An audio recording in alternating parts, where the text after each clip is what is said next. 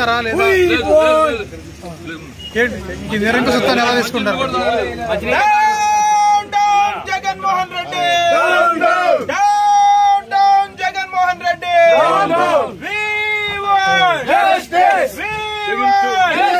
పోలీసుల దౌర్జన్యం. మేడం, రాజశేఖర రెడ్డి గారి ఆత్మ ఏమంటుంది?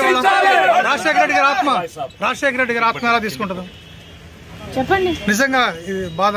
చెప్పండి మేడం, మీరు ఎలా ఫీల్ అవుతున్నారు?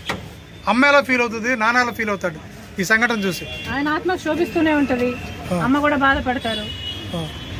ఈరోజు రాజశేఖర రెడ్డి బిడ్డ పోరాటం చేస్తుందంటే ఎందుకోసం చేస్తుంది?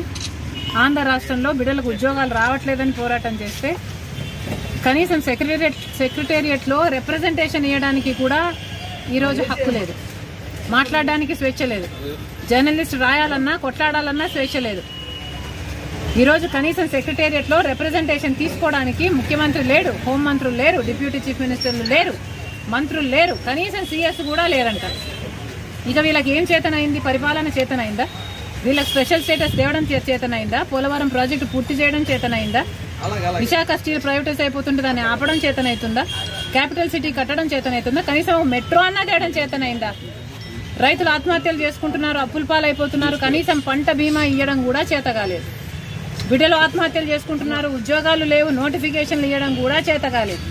రాజశేఖర రెడ్డి గారు వదిలి వెళ్లేసిన ప్రాజెక్టులు పూర్తి చేయడం కూడా చేత కాలేదు. మరి ఇదేనా రాజశేఖర రెడ్డి గారి వారసత్వం అంటే?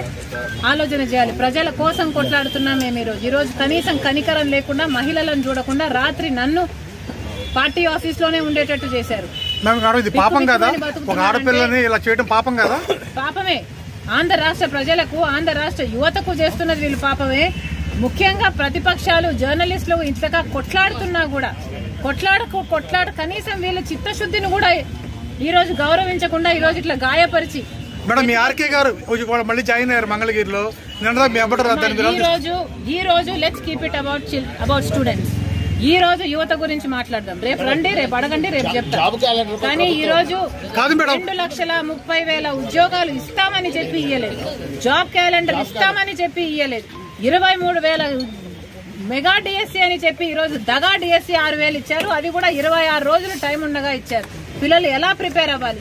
అసలు ఈ ప్రభుత్వానికి మనసే లేదు. ఉండను బండను పోలీసులు ఇంకెవరు చేస్తారమ్మా?